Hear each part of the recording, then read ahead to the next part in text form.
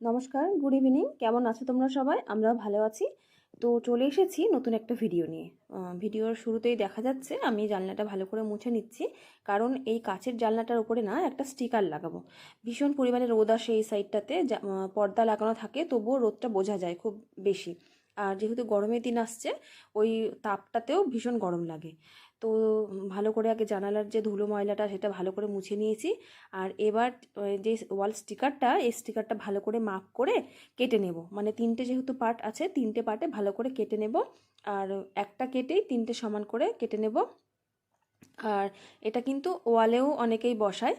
আর দেখো নিচের দিকে যে কাগজটা আছে, এটা আস্তে আস্তে এভাবে নিচ থেকে টানতে থাকবো, আর ওপরতে একটা কাপড়ের সাহায্যে এইভাবে বসিয়ে দেবো, তাহলে খুব সুন্দর বসিয়ে যাবে। এটা পরের দিনের একটা ভিডিও তুলে রেখেছি। অনেকটাই কিন্তু রোদটা থেকে বাঁচা যাচ্ছে, আর খুব একটা তাপও আসছে না এবার। তো দেখো, আর ঘরটাও খুব একটা আলো হচ্ছে না, একটু অন্ধকার অন্ধকার হচ্ছে, ঘুমেরও খুব একটা ব্যাঘাত ঘটে না। ম্যাচিং করো, ম্যাচিং করো। এটার সঙ্গে কোনটা হবে? দাগ দাও, দাগ দাও, এটাতে দাগ দাও।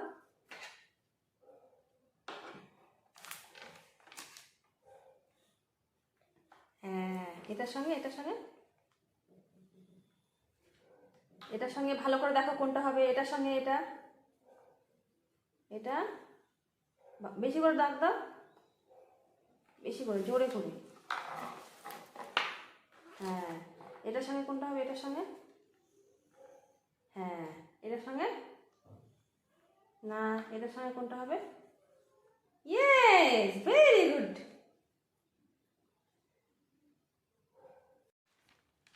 মামা একটা সানডে মানডে বলো তো। Sunday, Monday, Tuesday, Wednesday, Thursday, Friday, Saturday. Good girl. মামার সঙ্গে কিছুটা সময় কাটিয়েছি, আর অনেকটাও সময় পার হয়ে গেছে। এখন রাত্রি 8:30 মতো বাজে, আর রাত্রের আজকে খাওয়া দাওয়ার অতটা ঝামেলা নেই, মানে রাত্রের খাবার তৈরি করা আছে। ভাবলাম যে একটা রান্না করি, সেটা হচ্ছে রসবড়া বানাবো। বিকেলবেলা একটুখানি বিউলির ডাল ভিজিয়ে রেখেছিলাম, তো ওটা এখন একটু পরিষ্কার করে একটু ধুয়ে নেব। আর ডালটা খুব ভালো মতো ভিজে গেছে। বিউলি ডাল খেতে দারুণ লাগে, বিউলি ডালের রসবড়া খেতে। এটা আমার ঠাম্মা ভীষণ পছন্দ করতো, বিউলির ডালের রসবড়া। বাড়িতে গেছিলাম কিছুদিন আগে, শাশুড়ি মা বানিয়েছিল, তো আবার মনে হচ্ছে একটু বানিয়ে খাই। তো চলো বানানো যাক। এটাকে একবারে পেস্ট করে নেব, যেহেতু খুব একটা বেশি নেই। আমার না ধোসা, ইডলি, তারপরে দই বড়া, ওই মেদু বড়া, তারপরে রস বড়া, বিউলির ডালের বড়ি সব কিছুই ভালো লাগে। মানে বিউলির ডালটা খেতেও ভালো লাগে, বিউলির ডাল, কলাইয়ের ডাল। কিন্তু আমার হাজব্যান্ড কিন্তু একদম পছন্দ করে না, কারণ বিউলির ডাল যেহেতু একটু ন্যালপা টাইপের হয়, ও ন্যালপা টাইপের কোনো রকম খাবারই পছন্দ করে না। ওই জন্য আমারও সেরকম ডাল খাওয়া হয় না। ওই আমি অল্প একটুখানি একটু আধটু ওই ধোসা, ইডলি এসব বানিয়ে খাই। আর এই তো দেখো ভালো করে পেস্ট করে নিয়েছি, একটুকু কিন্তু জল দেইনি, জল ছাড়াই পেস্ট করার চেষ্টা করেছি। খুব আওয়াজ হচ্ছিল মিক্সিতে, তবুও যাই হোক একটু থেমে থেমে থেমে থেমে ভালো করে পেস্ট করে নিয়েছি। এর মধ্যে কিন্তু দানা নেই। এবার এটাকে ভালো করে পরিষ্কার করে একদম কেচে নেব। আর এর মধ্যে দেব একটুখানি মোহরিটা হাতের মধ্যে একটু এভাবে ক্রাশ করে দেব, তাহলে গন্ধটা আরও সুন্দর বেরোবে। আর বড়া, মানে দই বড়া বলো, মেদু বড়া বলো, বিউলির ডাল যে কোনো বড়া জাতীয় করতে নিলে একটু কিন্তু খাটনি আছে। পরে বলছি সেটা কি। এবার দেখো, রস বানানোর জন্য আমি একটু পাটালি একটু কেটে নিচ্ছি। পাটালি দিয়েই বানাবো রসটা, চিনি দিয়েও বানানো যেতে পারে। তো ঘরে অনেকটা গুড় ছিল, তো ভাবলাম গুড় দিয়েই পাটালিটা বানানো যাক, তাহলে কিন্তু আরও টেস্ট হবে। এবার ঠান্ডাতে অনেক গুড় কিনে রেখেছি, কারণ মাম্মাকে তো চিনি খাওয়াই না, ওর খাবারে কিন্তু অল্প একটু করে এই গুড়ই আমি ব্যবহার করি। আর এই পাটালিটা না বেশ ভালো ছিল, দেখো দেখে অতটা বোঝা যাচ্ছে অনেকটা। এবার দেখো সেই কষ্টের কাজ, এটাকে কিন্তু খুব ভালো করে ফেটাতে হবে, পুরো ফেটিয়ে একদম সাদা করে দিতে হবে। এমনিতে সাদা, কিন্তু ফেটানোর পরে আরও একদম ধবধবে সাদা হয়ে যাবে।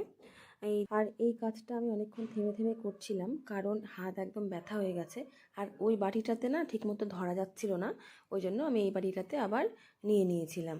তো তো দেখো ফ্যাটানো হয়েছে কি না কী করে বুঝতে পারবো, একটা বাটিতে জল নিয়েছি আর একটুখানি এই জলটার মধ্যে দিয়ে দেবো। যদি ভেসে যায় এইভাবে তাহলে ভাববো যে ভালো মতো ফ্যাটানো হয়ে গেছে, আর যদি ভেতরে একদম বসে যায় মানে ডুবে যায় তাহলে ভাববো যে আর একটু কিছুক্ষণ ফ্যাটাতে হবে। তো দেখো ভাবলাম যে মনে হলো যে রসটাতে একটু মিষ্টিটা কম হলো, ওই জন্য একটুখানি নলেন গুড় দিলাম। আর এই নলেন গুড়টা আমি বাড়ি থেকে কিনেছিলাম, কিনেও আবার ঠকেও গেছি। কারণ আমার হাজব্যান্ড বলল, আমার শ্বশুরমশাই বললো যে গুড়টাতে নাকি 80%ই চিনি, দেখো বোঝাও যাচ্ছে। তো যাই হোক, যেহেতু কিনে ফেলেছি খেয়ে নিতে হবে। আর দেখো রসটা খুব সুন্দর করে তৈরি করেছি, আর রসটা কিন্তু অনেকটাই তৈরি করেছি, যেহেতু রস বড়া মানে বড়াগুলো রসের ভিতরে ডুবে থাকবে একদম, তবেই কিন্তু ভালো লাগে খেতে।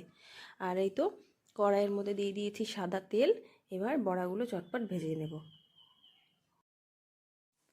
মনে মনে একটা কথা ভাবছিলাম, যদি একটু দই থাকতো বাড়িতে, টক দই, তাহলে একটু টক দই তৈরি করতাম। কারণ এই বড়াটা দিয়েই তো টক দই তৈরি করে। এটাকে প্রথমে জলের মধ্যে ভিজিয়ে রাখতে হয়, তারপরেই টক দই তৈরি করে। সে যাই হোক, দই তো এখন নেই, সে কথা বলে লাভ নেই। এখন রস বড়াগুলো বানিয়ে নেব। বেশ ভালো লাগছে আর সুন্দর হচ্ছে দেখে। আমি কিন্তু এক্সট্রা করে কোনো রকম সোডা কিছুই ব্যবহার করিনি, শুধু সামান্য একটুখানি লবণ দিয়েছি। আমার মনে হয় যে কোনো মনে হয় কি, আমি এটা জানি যে যে কোনো মিষ্টি খাবারে সামান্য একটুখানি লবণ দিলে সেই মিষ্টির স্বাদটা আরও দ্বিগুণ হয়ে যায়। তো দেখো এবার বেশ একদম ছোটো ছোটো করে দিইনি, একটু বড় বড় করে দিয়েছি।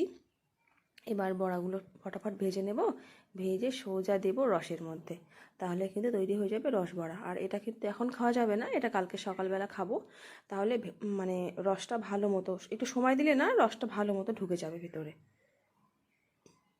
কিছুদিন আগে আমাদের এখানে যখন রাসের মেলা বসেছিল, তখন দেখছিলাম যে রস বড়া বিক্রি হচ্ছে, আবার সবাই কিনে কিনেও খাচ্ছে। তো যাই হোক, আমি খাইনি, কারণ ইচ্ছে হলো না খেতে, দেখে অতটা মনে হলো না, কিন্তু সবাই খাচ্ছিল। দেখলাম যে এক একটা যে ছানার পায়েসের যে বাটিগুলো হয়, সেই বাটিগুলোর মধ্যে 2, 3, 4টে হয়তো পিস হিসেবে বিক্রি হচ্ছে। তো বিক্রি হচ্ছিল ছানার বড়া, এই রস বড়াটা। তো বেশ ভালোই লাগছে দেখতে। আর এই তো বড়াগুলো পুরো লাল হয়ে গেছে, এই পর্যায়ে আমি তুলে নেব, নাহলে একদম কড়া হয়ে গেলে তেতো তেতো লাগবে। আর আমি বড়াগুলো কিভাবে তেলে ছাড়ছি আর কিভাবে গোল করছি তোমাদেরকে একটুখানি দেখিয়ে দিই। ক্যামেরাটা ঘুরিয়ে নিই। এই দেখো হাতের মধ্যে প্রথমে একটু জল নিয়ে নিয়েছি, আর এই যে এইভাবে একটুখানি করে বাটির যে কানাতে মানে সাইডে একটুখানি কেচে নিচ্ছি, কেচে আবার একটা আঙুল দিয়ে এইভাবে দিচ্ছি। এইভাবেই আমার সুবিধা হয় গোল গোল করাটা। অনেকেই দেখেছি হাতের মধ্যে অনেকগুলো করে মুঠো যেভাবে করে সেভাবে চেপে চেপে একটু একটু করে বের করে দেয়। তো আমার এই পর্যায়টাই মানে এই পদ্ধতিটাই আমার সহজ মনে হয়, জন্যই আমি এইভাবেই দেই, আর ফটাফট হয়। তো দেখতেই পেয়েছো যে খুবই সহজ, কোনো রকম অতটা কঠিন না। এইভাবে কিন্তু আমি বড়াগুলো তৈরি করি, বা যখন বড়ি দেওয়ার হয় এইভাবেই কিন্তু আমি দিয়ে থাকি।